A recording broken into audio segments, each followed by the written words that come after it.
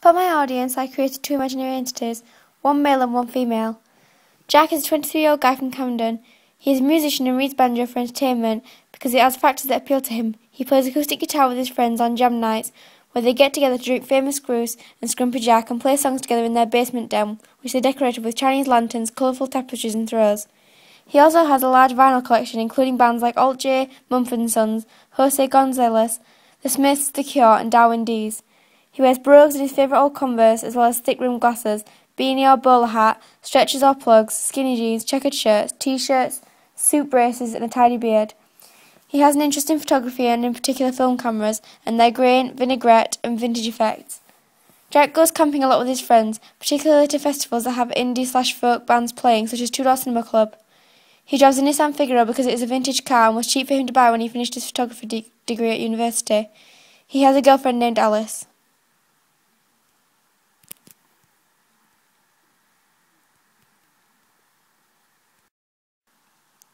Alice is the 23-year-old girlfriend of Jack. She likes to read Banjo magazine online as it is more accessible to her and she prefers the layout. Alice has a number of small, meaningful tattoos, all of which are related to music. She likes to go on adventures to old-fashioned towns and cities to take photographs for them for her online blog. Alice likes vintage clothes and likes Peter Pan collars and ankle boots. Her style icons are Zooey Deschanel and Alexa Chung. She has long dark hair and likes to wear beanie and bowler hats. She's vegetarian and likes food chains such as Nando's and also likes to drink black water and flavoured teas. Alice uses her scooter to get around to Jack's house, where they sometimes use his car to go for picnics in the countryside. Appealing to this imaginary entity would mean the use of film cameras for vintage effect.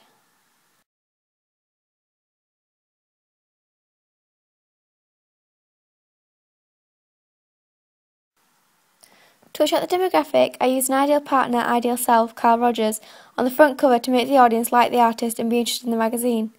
I used happy but earthy colours that I edited into the images using Adobe Photoshop, which attracts the readers based on their image. I used names of bands that are well known to the demographic, as well as new names so that it mixes between the well-known bands and the new and upcoming bands. The main cover line was influenced by Street Boners, a hipster book. This bold 3D text look is very tied to hipsters and can be found in leaflets for hipster music events.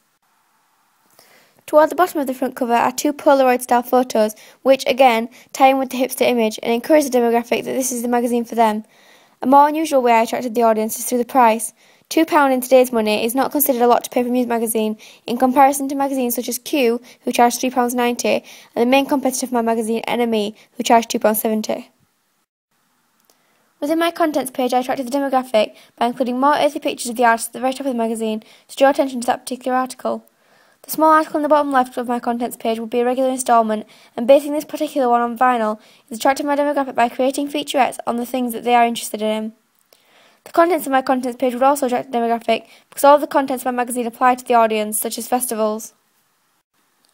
The double-page spread attracts my demographic because of the rich colours and patterns in the background, such as the earthly twigs and branches. The font of my double-page spread attracts the readers because the serif style makes the writing look more sophisticated and intelligent, which the demographic would like to think themselves as being.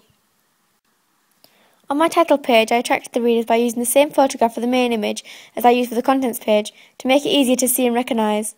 I also used dafont.com to create a masthead of the artist's name in a 50s retro style, which is very representative of a hipster culture because they like vintage and retro style things. On my promotional poster, I attracted the audience by including grungy and faded colours in the background, like mottled brown, which is very earthy and vintage. I also used geometric shapes in Photoshop to attract the audience because geometric shapes and patterns are a big part of hipster fashion.